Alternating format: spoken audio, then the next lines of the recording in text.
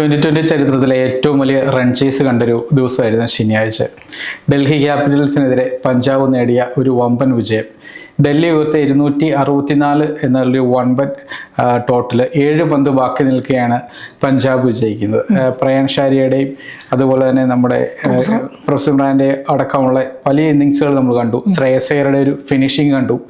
എല്ലാം കൊണ്ടും ഒരു മികച്ച ഇന്നിങ്സ് ആയി. അതുപോലെ തന്നെ നമ്മൾ കാണേണ്ട ഒരു കാര്യമാണ് രാഹുലിൻ്റെ കാര്യം. KL രാഹുലിൻ്റെ ഭാഗത്തു നിന്നുണ്ടാകുന്നൊരു വലിയൊരു ഇന്നിങ്സ്. ഇത്രയും വലിയൊരു മത്സരമായിരുന്നു. കുറച്ച് അടിക്കടി എന്നുള്ളൊരു രീതിയിൽ പോയൊരു മത്സരമാണ്. നമ്മൾ അവിടെ എടുത്തു പറയേണ്ട ഒരു കാര്യം എന്ന് വെച്ച് കഴിഞ്ഞാൽ ഫിനിഷിങ്ങിൻ്റെ കാര്യത്തിലോട്ട് വരുമ്പോൾ ശ്രേയസ് അയ്യരുടെ കാര്യം പറയുന്നുണ്ട്. ആ ടീമിനെ വിജയത്തിലേക്ക് എത്തിക്കാൻ ശ്രേയസിന് ഒരു നായകൻ എന്ന നിലയിൽ അദ്ദേഹത്തിന് സാധിക്കുന്നുണ്ട്.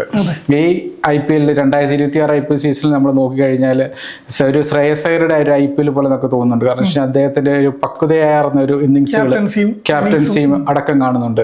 അദ്ദേഹം ടീമിനെ മുന്നോട്ട് നയിക്കുന്ന രീതി, ആ ടീമിനെ വിജയത്തിലേക്ക് എത്തിക്കുന്ന രീതി, സഹതാരങ്ങളുമായിട്ട് ഉണ്ടാക്കുന്ന ഒരു സൗഹൃദ വലയം, അതിൽ നിന്ന് ടീമിനെ മൊത്തത്തിൽ മറ്റു ടീമുകളിൽ വ്യത്യസ്തമായിട്ട് പഞ്ചാബിന്റെ കളി കാണുന്നവർക്ക് മനസ്സിലാവും.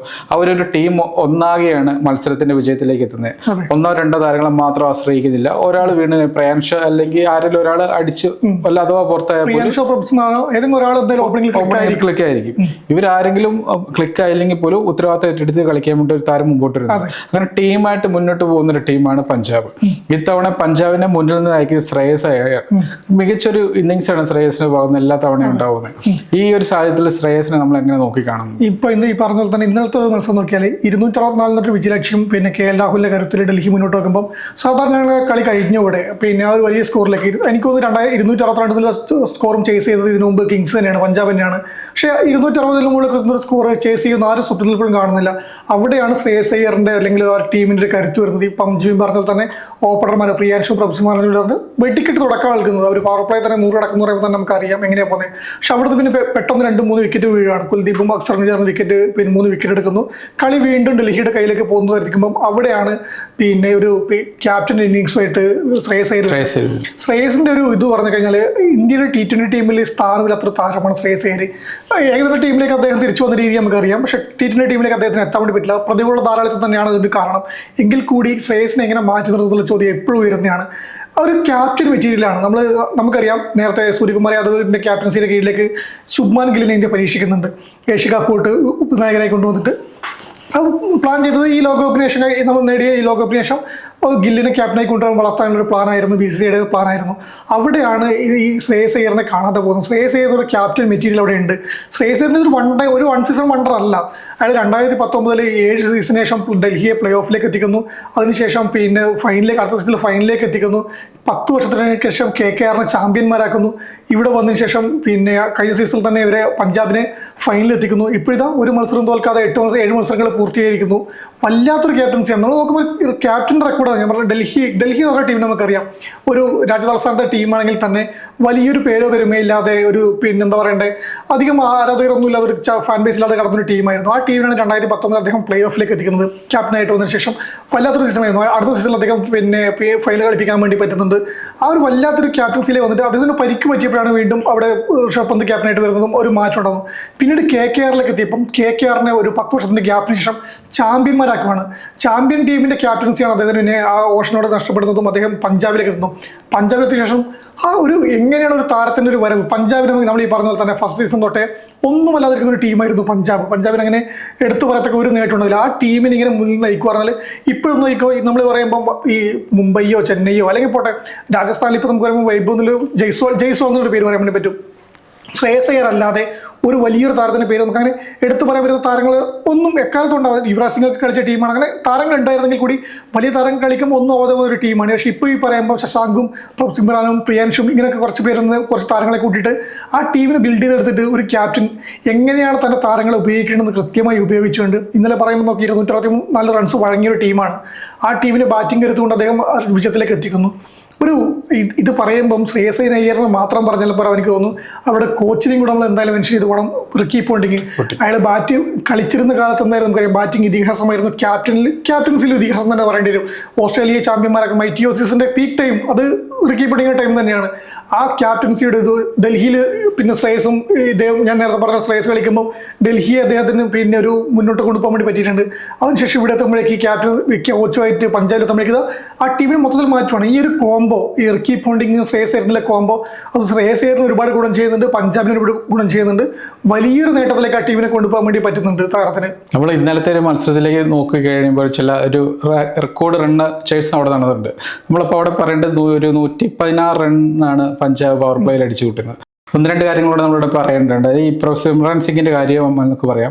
അദ്ദേഹം 7 മത്സരങ്ങളിൽ നിന്ന് ഈ സീസണിൽ ഇതുവരെ 287 റൺസ് അടിച്ചു കൂട്ടിയിട്ടുണ്ട്. കഴിഞ്ഞ സീസണിൽ അദ്ദേഹം 17 മത്സരങ്ങളിൽ നിന്ന് 549 റൺസ് നേടിയിട്ടുണ്ട്. അതുപോലെ തന്നെ പഞ്ചാബിന്റെ ഓപ്പണർമാരായിട്ടുള്ള പ്രയാൻ ഷാരിയുടെ കാര്യം, അദ്ദേഹം 6 മത്സരങ്ങളിൽ നിന്ന് ഇത്തവണ 254 റൺസാണ് അടിച്ചു കൂട്ടിയിരിക്കുന്നത്. കഴിഞ്ഞ സീസണിൽ 17 മത്സരങ്ങളിൽ നിന്ന് 475 റൺസ് അടിച്ചിട്ടുണ്ട്. അതുപോലെ തന്നെ നമ്മളിപ്പോൾ ഈ ശ്രേയസ് അയ്യരുടെ കാര്യം പറയുന്നത്, ശ്രേയസ് അയ്യർ ഈ തവണ 50 കടന്ന കുറച്ച് മത്സരങ്ങളുണ്ട്. ഈ ഡൽഹിക്കെതിരെ 36 പന്തിൽ നിന്ന് 71 റൺസ് അടിച്ചിട്ടുണ്ട്. 4 തവണ ഏറ്റവും കൂടുതൽ 50 അതെ. മുംബൈ ഇന്ത്യൻസിനെതിരെ 35 പന്തിൽ 66 റൺസ് ഉണ്ട്.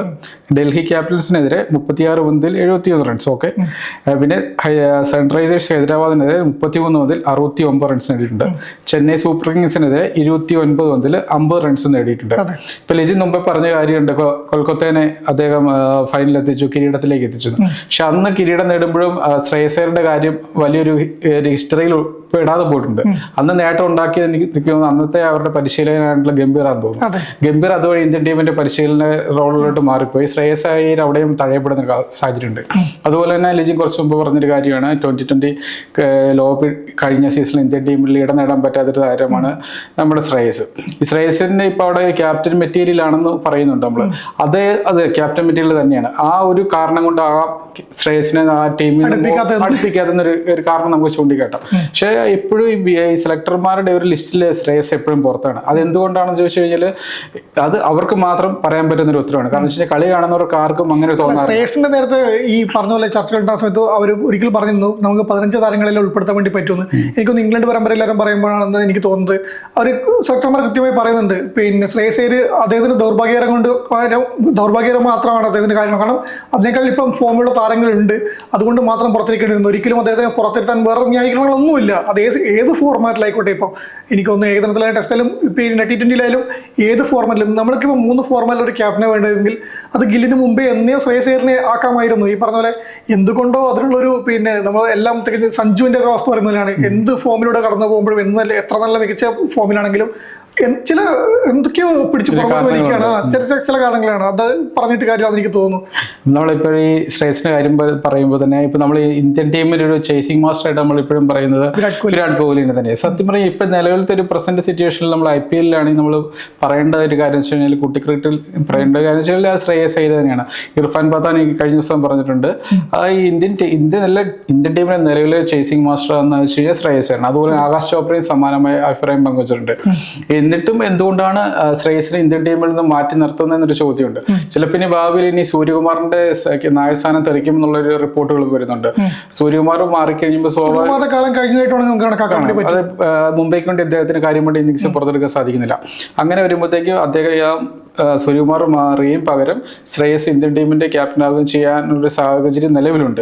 അതിനെ സ്വാഭാവികമായിട്ട് ഇപ്പം അറിയാം, നമ്മുടെ ഗംഭീറിനെ അത് പിന്തുണയ്ക്കും. നമ്മുടെ സെലക്ടറായിട്ടുള്ള അഗാർക്കറിന് അതിന് സാധ്യത ഉണ്ട്, പിന്തുണയ്ക്കാനാണ് സാധ്യത കൂടുതൽ. അഗാർക്കറിന് 2027 വരെയുണ്ട്, അദ്ദേഹത്തിന് കാലാവധി നീട്ടിയിട്ടുണ്ട്. അങ്ങനെ ഒരു സാഹചര്യത്തിൽ സ്വാഭാവികമായിട്ടും ഇവരുടെ രണ്ടുപേരുടെയും പിന്തുണ, അഗാർക്കറുടെയും ഗംഭീറിനെയും പിന്നെ ശ്രേയസിന് കിട്ടാൻ സാധ്യതയുണ്ട്. അങ്ങനെ ആയിക്കഴിഞ്ഞാൽ ഗംഭീറിന്റെ ഒരു അനുവാദത്തോടെ തന്നെ ശ്രേയസ് ടീമിലേക്ക് വരും, നായകസ്ഥാനം ഏറ്റെടുക്കുകയും ചെയ്യും. അപ്പോഴും പൊതുവെ നമുക്ക് നോക്കി കഴിയുമ്പോൾ 4ാം നമ്പറിൽ തന്നെ ശ്രേയസിനെ ബാറ്റിംഗ് ഓർഡറിൽ കാണാൻ സാധിക്കും. പക്ഷെ അങ്ങനെ ഒരു സാഹചര്യം ഉണ്ടാകണമെങ്കിൽ ഒരു വലിയൊരു അഴിച്ചുപണി നടക്കണം. അവിടെ സൂര്യകുമാർ യാദവിന്റെ ഒരു പിന്നെ സൂര്യകുമാറിനെ മാറ്റി ഈ പറഞ്ഞ പ്രശ്നം 1 ഡൗണിലേക്ക് നമുക്ക് വേണമെങ്കിൽ തിലകനെ കളിപ്പിക്കാൻ വേണ്ടി പറ്റും. നമ്മളിപ്പോൾ പറഞ്ഞ പോലെ തന്നെ ഈ സൂര്യകുമാർ എന്ന് പറയുന്നത് മുംബൈയുടെ ഒരു താരമാണ്. മുംബൈയുടെ താരത്തെ എപ്പോഴും ടീമിൽ നിന്ന് മാറ്റി നിർത്തുന്നതിനോട് BCCIക്കും സെലക്ടർമാർക്കും ഒരു മടിയുള്ളതായിട്ട് എല്ലാ കാലത്തും റിപ്പോർട്ടുണ്ട്. കാരണം വെച്ചാൽ ഈ മുംബൈ ടീമിൽ കളിക്കുന്ന ഭൂരിഭാഗം താരങ്ങളും നമ്മുടെ ഇന്ത്യൻ ടീമിന്റെ ഭാഗമായിട്ട് കളിക്കുന്നുണ്ട് എന്നുള്ളതാണ് ഇവിടുത്തെ ഒരു വസ്തുത. ശ്രേയസ് അയ്യരുടെ കാര്യം നമ്മൾ പറയുമ്പോൾ പോലും ശ്രേയസ് അയ്യർ ഏറ്റവും മികച്ചൊരു ഫിനിഷറാണ്. ടീമിനെ നന്നായിട്ട് കൈകാര്യം ചെയ്യാൻ അറിയാവുന്നൊരു പ്ലെയറാണ്. സഹതാരങ്ങൾ കോർഡിനേറ്റ് ചെയ്ത് മത്സരത്തെ വിജയത്തിലേക്ക് എത്തിക്കാൻ കഴിയുന്ന ഒരു താരമാണ്. നമ്മൾ സഞ്ജുവിൻ്റെ കാര്യം പറയുന്നുണ്ട്. ഈ IPL സീസണിലായിക്കോട്ടെ, കഴിഞ്ഞ 2020 ലോകകപ്പിലായിക്കോട്ടെ, സഞ്ജു തുടക്കം മുതൽ അവസാനം വരെ ക്രീസിൽ നിൽക്കുന്നു, ടീമിനെ വിജയത്തിലേക്ക് എത്തിക്കുന്നു, ഉത്തരവാദിത്വം ഏറ്റെടുക്കുന്നു. ഈ സമാനമായ ഒരു സാഹചര്യം അല്ലെങ്കിൽ റോള് ഏറ്റെടുത്ത് കളിക്കുന്ന ഒരു താരമാണ് ശ്രേയസ് അയ്യരും. ഇപ്പോൾ ശ്രേയസ് അയ്യരുടെ 4 ഓപ്പണിംഗ് ഒന്നുമല്ല അദ്ദേഹത്തിന്, അവിടെ വെല്ലുവിളികളൊന്നുമില്ല. അദ്ദേഹം 4-ാം നമ്പറിൽ മധ്യനിരയിലേക്കാണ് വരുന്നത്. ഇന്ത്യൻ ടീമിന്റെ എപ്പോഴൊരു മധ്യനിര പല ഘട്ടങ്ങളിൽ വീക്കാണ്. അത് നമുക്ക് മുൻകാല മത്സരങ്ങളിൽ നിന്ന് വ്യക്തമായിട്ടുള്ള കാര്യമാണ്. ഈ ശ്രേയസ് അയ്യർ വരുമ്പോൾ സ്വാഭാവികമായിട്ടും വിശ്വസിക്കാവുന്ന പ്ലെയറാണ്. വളരെ ചുരുക്കം മത്സരങ്ങളിൽ മാത്രമേ അദ്ദേഹത്തിന് വീഴ്ച സംഭവിക്കുന്നുള്ളൂ. അല്ലാത്ത മത്സരങ്ങളെല്ലാം അദ്ദേഹം സ്വയം ഉത്തരവാദിത്തം ഏറ്റെടുത്ത ടീമിനെ മുന്നോട്ട് കൊണ്ടുവരാനുള്ള കഴിവുണ്ട്, പ്രാപ്തിയുണ്ട്, ഈ പറഞ്ഞ ക്യാപ്റ്റൻ മെറ്റീരിയൽ നിന്നും മുംബൈയിൽ നയിച്ചുകൊണ്ട് ഈ ആഭ്യന്തര ക്രിക്കറ്റിൽ മുംബൈ നയിച്ചുകൊണ്ട് അദ്ദേഹം തെളിയിച്ചിട്ടുണ്ട്. ഇപ്പം ഈ IPL കരിയർ റെക്കോർഡ് മാത്രമല്ല, അദ്ദേഹത്തിന് ഈ പറഞ്ഞ ആഭ്യന്തര ക്രിക്കറ്റിൽ സയ്യിദ് മുസ്താഖ് അലി ട്രോഫിയിലായാലും രഞ്ജി ട്രോഫിയിലായാലും എല്ലാം ക്യാപ്റ്റനായിട്ട് തെളിയിച്ചു കഴിഞ്ഞൊരു താരമാണ്. ക്യാപ്റ്റൻസിൽ യാതൊരു സംശയവും ശ്രേയസിനെ കൊണ്ട് വരാനില്ല. ഈ പറഞ്ഞ പോലെ എന്ത് ലോബിങ് പറഞ്ഞാലും മുംബൈക്ക് താരത്തിന് ഒരു പരിഗണന ലഭിക്കേണ്ടതാണ്. അത് ലഭിക്കുന്നില്ലാത്തൊരു പോകുന്നൊരു താരം മാത്രമാണ്. പരിക്ക് പലപ്പോഴും ഇല്ലെന്നാവാറുണ്ട്, അത് എടുത്തു തന്നെയാണ്. കാരണം പിന്നെ ഫീൽഡിങ്ങിലൊക്കെ നമ്മൾ ഈ IPL തന്നെ കാണുന്നുണ്ട്. അദ്ദേഹത്തിന് അങ്ങനെ ഒരു ഭയത്തോടെ അല്ല ഫീൽഡ് ചെയ്യുന്നത്. പ്രാവശ്യം ഓസ്ട്രേലിയ പരിക്ക് പറ്റിയതും ഒരു ഫീൽഡ് ക്യാച്ച് എടുക്കുന്നതിനിടെയായിരുന്നു. അങ്ങനെ പരിക്ക് പലപ്പോഴും വേട്ടായിരുന്നു. ഈ IPL ഡൽഹിയുടെ ക്യാപ്റ്റൻസി പോയ സമയത്തും അതും അദ്ദേഹത്തിന്റെ പരിക്ക് എനിക്ക് പുറമേന സ്വന്തമായ പരിക്കാണെന്നാണ് തോന്നുന്നത്. അങ്ങനെ പരിക്കാണ് അദ്ദേഹത്തിന് എപ്പോഴും വില്ലനായിക്കൊണ്ടിരിക്കുന്നത്. പക്ഷേ ഇപ്പോഴും നിലവിലെ ഫോമിലായാലും നിലവിലെ അവസ്ഥയിൽ ഇന്ത്യൻ ടീമിനെ നയിക്കാൻ വേണ്ടി ടീമിനെ നയിക്കാൻ വേണ്ടി വരുന്ന ഏറ്റവും മികച്ച താരമാണ്. ഈ പറഞ്ഞ പോലെ സൂര്യകുമാർ യാദവ് മാറുകയാണെങ്കിൽ 4-ാം നമ്പറിൽ അവിടെ കളിക്കാൻ വേണ്ടി അത് സംശയത്തിലേക്ക് 3 1 ഡൗൺ കളിക്കും. 3-ാം നമ്പറിൽ കളിക്കുമ്പോൾ 4-ാം നമ്പർ ശ്രേയസിന് കളിക്കാൻ വേണ്ടി പറ്റും. ആ ഒരു 360 ഡിഗ്രിയുടെ ഒരു പവർ ഉണ്ടോ എന്ന് ചോദിച്ചാൽ 360 ഡിഗ്രിയുടെ പഴയ പവർ 360 ഡിഗ്രിക്ക് ഇപ്പോൾ ഇല്ല. സൂര്യകുമാർ യാദവിന് ആ പവർ ഇപ്പില്ല. നിലവിലെ സൂര്യകുമാർ യാദവിനേക്കാൾ മികച്ച രീതിയിൽ കളിക്കാൻ വേണ്ടി ശ്രേയസ് കഴിഞ്ഞ 2-3 സീസണായിട്ട് കളിക്കുന്നുണ്ട്, കാഴ്ചവെക്കുന്നുണ്ട്. അപ്പോൾ പിന്നെ അവിടെ സംശയങ്ങളൊന്നുമില്ല. ഈ പറഞ്ഞാൽ ആ താരം അവിടെ വന്നാൽ ഏതെങ്കിലും ക്രിക്കറ്റിൽ നമുക്കറിയാം. ഇപ്പോൾ വിരാട് കോഹ്ലി പോയി കഴിഞ്ഞാൽ നമുക്ക് അവിടെ ഒരു പിന്നെ വലിയ വിടവില്ലാണ്ട് കൊണ്ടുപോയി ഈ താരത്തിന് പറ്റുന്ന നമുക്കറിയാം. ആ ഒരു രീതിയിലേക്ക് അദ്ദേഹം കൊണ്ടുവരുന്നുണ്ട്, ബാക്കപ്പായിട്ട് നിൽക്കുന്നുണ്ട്. ചേസിങ്ങിൻ്റെ പറഞ്ഞാൽ തന്നെ കോഹ്ലിക്കൊപ്പം തന്നെ ചേസിങ്ങിനൊപ്പം ദേശീയ ടീമിൽ കൊണ്ടുപോകുന്നൊരു താരമാണ്. അപ്പോൾ നമുക്ക് വിശ്വസിക്കാവുന്ന ഒരു താരമാണ്, വിശ്വസിക്കാവുന്ന നായകനാണ്. അദ്ദേഹത്തിനെ കൊണ്ടുവരേണ്ടതിൽ എന്താണ് തടസ്സമെന്ന് മനസ്സിലാവുന്നില്ല. ഇപ്പം പറഞ്ഞാൽ IPL ഇപ്പം ഇതിനോടൊക്കെ തന്നെ ഇപ്പം ഇനി അങ്ങോട്ടുള്ള മത്സരത്തിൻ്റെ ഫലം എന്ത് തന്നെ ആയാലും ഈ കഴിഞ്ഞ 7 മത്സരങ്ങൾ കഴിയുമ്പോൾ മികച്ച ക്യാപ്റ്റനാണെന്ന് വെച്ചാൽ അത് ശ്രേയസ് അയ്യറിൻ്റെ പേര് പറയാൻ പറ്റും. ബാറ്റിംഗ് ആവറേജിൽ 1-ാം സ്ഥാനത്ത് ഇപ്പം നിലവിൽ അയ്യരാണ്. 69 ആവറേജ് വരുന്നുണ്ട്. 4 അർദ്ധ സെഞ്ചുറി വന്നിട്ടുണ്ട്. സെഞ്ചുറി ഒന്നും ലഭിച്ചില്ലെങ്കിൽ 4 അർദ്ധ സെഞ്ചുറി അടിച്ചിട്ടുണ്ട്. ബാറ്റിങ്ങിലും ക്യാപ്റ്റൻസിയിലും മികച്ച രീതിയിൽ നിൽക്കുന്നു. പിന്നെ ബോളിംഗ് ചേഞ്ചുകളായാലും ഫീൽഡ് വിന്നേഴ്സ് ആയാലും എല്ലാം ഒന്നിനൊന്ന് മെച്ചമാണ്. നിലവിൽ ഇന്ത്യൻ ടീമിലേക്ക് കൊണ്ടുപോകാൻ പറ്റി, ഇന്ത്യൻ ടീമിൽ കളിപ്പിക്കാൻ വേണ്ടി ക്യാപ്റ്റനാക്കി കൊണ്ടുവരാൻ വേണ്ടി പറ്റിയത് ഏറ്റവും മികച്ച താരമാണ്. അതിൽ വീണ്ടും ഗില്ലിനെയും മറ്റും പരീക്ഷിക്കേണ്ട ആവശ്യമുണ്ടെന്ന് എനിക്ക് തോന്നുന്നില്ല. അതിന് മുതിരൊന്നും എനിക്ക് തോന്നുന്നില്ല എന്നൊരു അവസ്ഥയിൽ. ഗില്ലിന്റെ കാര്യം എനിക്ക് തോന്നുന്നില്ല ഗില്ലിന്റെ സാധ്യത എത്രത്തോളം ഉണ്ടെന്ന്. ഗില്ലി സെഞ്ചുറി പെർഫോമൻസിന് പുറത്തെടുത്താൽ പോലും ഗില്ലിന്റെ സാധ്യത വിരളമാണ്. കാരണം 2020 പറ്റിയ പ്ലെയർ അല്ല എന്ന ഒരു വിലയിരുത്തൽ തെളിയിച്ചിട്ടുണ്ട്. ഇപ്പൊ ലിജൻ പറഞ്ഞ പോലെ തന്നെ കാര്യമുണ്ട്. ഈ ശ്രേയസ് അയ്യരുടെ റൺസുമായിട്ട് ബന്ധപ്പെട്ട കാര്യമുണ്ട്. നമ്മൾ ഈ ഇത്തവണത്തെ IPL 2026 IPL സീസണിൽ നമ്മൾ കൂടുതൽ റൺസ് നേടിയ താരങ്ങൾ നോക്കുമ്പോഴത്തേക്ക് അതിനകത്ത് ഓപ്പണിംഗ് ഇറങ്ങിയ കുറച്ച് താരങ്ങളും 3ാമത് ഇറങ്ങിയ കുറച്ച് ബാറ്റർമാരാണ് മുൻനിരയിലുള്ളത്. അല്ലെങ്കിൽ പിന്നെ നമ്മൾ ഈ ക്ലാസിനെ പോലുള്ള മധ്യനിരയിൽ ഇറങ്ങുന്ന താരങ്ങളാണ് പിന്നെ ഉള്ളത്. പക്ഷെ നമ്മൾ ഈ ശ്രേയസ് അയ്യരുടെ കാര്യത്തോട്ട് വരുമ്പോഴത്തേക്ക് അദ്ദേഹം ഈ സീസണിൽ 7 മത്സരങ്ങളിൽ നിന്ന് 279 റൺസാണ് നേടിയിരിക്കുന്നത്. 186 പോയിന്റാണ് സ്ട്രൈക്ക് റേറ്റ് വരുന്നത്. പക്ഷെ കഴിഞ്ഞ സീസണിൽ അദ്ദേഹം 17 മത്സരങ്ങളിൽ നിന്ന് 604 റൺസ് അടിച്ചിട്ടുണ്ട്. 604 റൺസ് അടിച്ചിട്ടും അദ്ദേഹം ഇന്ത്യൻ ടീമിൽ അർഹിക്കുന്ന പ്രാധാന്യം അദ്ദേഹത്തിന് കിട്ടിയില്ല. നമ്മളെല്ലാ തവണ ഓരോ IPL കഴിയുമ്പോഴത്തേക്ക് ഇന്ത്യൻ ടീമിൽ മാറ്റങ്ങൾ സംഭവിക്കും നമ്മൾ കാണാറുണ്ട്. IPL നിന്ന് കുറച്ച് നല്ല താരങ്ങൾ ഇന്ത്യൻ ടീമിന്റെ ഭാഗമായിട്ട് മാറുന്നുണ്ട്. അത് പക്ഷേ കഴിഞ്ഞ തവണയും കഴിഞ്ഞ മുമ്പത്തെ തവണയെല്ലാം ഈ ശ്രേയസ് അയ്യരുടെ ഭാഗത്ത് നിന്ന് മികച്ച ഇന്നിങ്സ് ഉണ്ടായിട്ടും അദ്ദേഹത്തിന് ഇന്ത്യൻ ടീം സ്ഥിരമായിട്ടൊരു സീറ്റ് കിട്ടിയിട്ടില്ല. പക്ഷേ ഈ തവണ എന്ത് കാണിച്ചെന്ന് പറഞ്ഞാൽ അതിനുള്ള സാധ്യത കൂടുതലാണ്. കാരണം ശൈലയുടെ സൂര്യകുമാറിന്റെ ഒരു വീക്കായിട്ടുള്ള പെർഫോമൻസ് പതിവായിട്ട് മുംബൈ നിരയിൽ കാണുന്നുണ്ട്. അദ്ദേഹത്തിന് കഴിഞ്ഞ സീസണിൽ കളിച്ച പോലെയൊന്നും അല്ല അദ്ദേഹം കളിക്കുന്നത്. പക്ഷേ ശ്രേയസ് അയ്യർ ഒരു നായകന്റെ റോൾ ഏറ്റെടുത്ത് ഇവിടെ മികച്ച പെർഫോമൻസ് ആയിട്ട് മുന്നോട്ട് പോകുന്നു, ടീമിനെ വിജയത്തിലേക്ക് എത്തിക്കുന്നുണ്ട്. അതാണ് ഏറ്റവും വലിയ ഘടകമായിട്ട് നമുക്ക് പറയുന്നത്. അപ്പോൾ നമ്മളിപ്പോൾ പറഞ്ഞ ലിജിൻ പറഞ്ഞ ഈ ഒരു കാര്യമുണ്ട്. എന്തുകൊണ്ട് അദ്ദേഹത്തിനെ ടീമിലേക്ക് ഇന്ത്യൻ ടീമിനെ ഭാഗമാക്കുന്നില്ല എന്നുള്ളത്. പക്ഷേ ഇത്തവണ അദ്ദേഹത്തിൻ്റെ ഒരു വിജയത്തിൻ്റെ ഒരു ഇത് കൂട്ടുണ്ട്, ഗ്രാഫുണ്ട്. അത് തന്നെ ആയിരിക്കും ഇത്തവണ അദ്ദേഹം ഇന്ത്യൻ ടീമിലേക്ക് ഉണ്ടാക്കുക, അല്ലെങ്കിൽ അദ്ദേഹം ഇന്ത്യൻ ടീമിലേക്കുള്ള വാതിൽ തുറന്നു കൊടുക്കുക എന്ന് നമുക്ക് ഏറെക്കുറെ ഉറപ്പാണ്. കാരണം വെച്ച് കഴിഞ്ഞാൽ മത്സരങ്ങൾ ഏറെക്കുറെ പ്ലേ ഓഫിലേക്ക് എത്താറായി ടീമുകളെല്ലാം. അപ്പോഴും ഇവിടെ ശ്രേയസ് തലയുയർത്തി തന്നെ നിൽക്കണം. അത്രയും തലയുയർത്തി നിൽക്കുന്ന താരം ഇപ്പം നിലവിൽ ഇപ്പം ഇന്ത്യൻ ടീമിൽ കളിക്കുന്ന ആരും ഇല്ല. അതായത് ഇപ്പം കോഹ്ലി ഉണ്ടെന്ന് പറഞ്ഞപ്പോഴും അദ്ദേഹം അറിയാലോ, അദ്ദേഹം ഇപ്പം കളിക്കുന്നത് അറിയാം. വളരെ ചില മത്സരങ്ങളിൽ മാത്രമാണ് അദ്ദേഹം വലിയ ഷോട്ടുകൾ കളിച്ച് മത്സരിക്കുന്നത്. അല്ലാതെ വളരെ സ്ലോയിലാണ്. ടീം വിജയിക്കുന്നുണ്ടെന്നേ ഉള്ളൂ. അതുപോലെ തന്നെ പല ആരോപണങ്ങളും പല താരങ്ങളും കേൾക്കുന്നുണ്ട്. ഗില്ലിന്റെ കാര്യത്തിൽ കേൾക്കുന്നുണ്ട്, അദ്ദേഹത്തിന്റെ ഇന്നിങ്സ് വളരെ സ്ലോ ആണെന്ന് പറയുന്നുണ്ട്. അതുപോലെ തന്നെ KL രാഹുലിന്റെ കാര്യത്തിലും അതുപോലെ പറയുന്നുണ്ട്. പക്ഷേ ശ്രേയസിന്റെ കാര്യത്തിൽ നമ്മൾ പറയുന്നത് ശ്രേയസിന്റെ ഇന്നിങ്സ് ഒരിക്കലും സ്ലോ അല്ല. പക്ഷെ ടീം വിജയിക്കുന്നുണ്ട്, ടീമിനെ വിജയിക്കുന്നുണ്ട്. അപ്പൊ എന്തുകൊണ്ടും ഒരു പെർഫെക്റ്റ് ക്യാപ്റ്റനാണ് ശ്രേയസ് അയ്യർ. ഇന്ത്യൻ 2020 ടീമിന്റെ ക്യാപ്റ്റൻ എന്നാണ് വെച്ചാൽ അദ്ദേഹത്തിന് ആകെ പരിഗണിക്കാം. ഭാവിയിൽ അദ്ദേഹത്തെ ഇന്ത്യൻ ടീമിന്റെ ക്യാപ്റ്റൻ അല്ലെങ്കിൽ വൈസ് ക്യാപ്റ്റൻ സ്ഥാനത്തേക്ക് എത്തിക്കുന്നതുകൊണ്ട് പോലും ഒരു തെറ്റില്ല. കാരണം ഗില്ലിനേക്കാളും മികച്ച രീതിയിൽ ഇന്ത്യൻ ടീമിനെ മുന്നോട്ട് നയിക്കാൻ ശ്രേയസിന് കഴിവുണ്ടെന്ന് ഞാൻ വിശ്വസിക്കുന്നുണ്ട്. കാരണം വെച്ചാൽ അദ്ദേഹത്തിന്റെ ഒരു നേതൃപാഠം അത്തരത്തിലുള്ളതാണ്. കാരണം വെച്ചാൽ എത്ര സമ്മർദ്ദമാണെങ്കിലും അദ്ദേഹത്തിന് ഒരു കൂളായിട്ട് അദ്ദേഹം കളിയെ മുന്നോട്ട് കൊണ്ടുപോകുന്നുണ്ട്. അതിപ്പം ഫീൽഡിലാണെങ്കിലും ബാറ്റിങ്ങിലാണെങ്കിലും അദ്ദേഹത്തിന്റെ കളി അത്തരത്തിലുള്ള കളിയിൽ സമീപിക്കുന്ന രീതിയുണ്ട്. ഗില്ലിനെ പോലെയുള്ളൊരു കളിയുള്ള സമീപനമല്ല ശ്രേയസിനുള്ളത്. ശ്രേയസിന്റെ തീരുമാനങ്ങൾ എന്ന് പറഞ്ഞാൽ വളരെ നിർണായകമാണ്. നമ്മൾ ഈ IPL തന്നെ കാണുന്നുണ്ട്. അദ്ദേഹത്തിന്റെ ഓപ്പണിങ്ങിലാണെങ്കിൽ പോലും ഈ പ്രയാൻഷ് അല്ലെങ്കിൽ പ്രൊഫസർ മിങ്ര ഒരു കൂട്ടുകെട്ട് ഒരു പിഴച്ചാൽ പോലും ഉത്തരവാദിത്തം ഏറ്റെടുക്കാൻ അദ്ദേഹത്തിന് സാധിക്കുന്നുണ്ട്. അല്ലെങ്കിൽ അദ്ദേഹം ബോളിങ്ങിലോട്ട് വരുമ്പോൾ നിർണായക ചേഞ്ചസ് വരുന്നുണ്ട്, ഫീൽഡിംഗ് അതുപോലെ തന്നെ നിർണായക ചേഞ്ചസ് വരുന്നുണ്ട്. അപ്പോൾ എല്ലാം കൊണ്ട് ഒരു പെർഫെക്റ്റ് ക്യാപ്റ്റനാണ് എന്നുള്ളതിൽ ഒരു തർക്കമില്ല ശ്രേയസിന്റെ കാര്യത്തിൽ.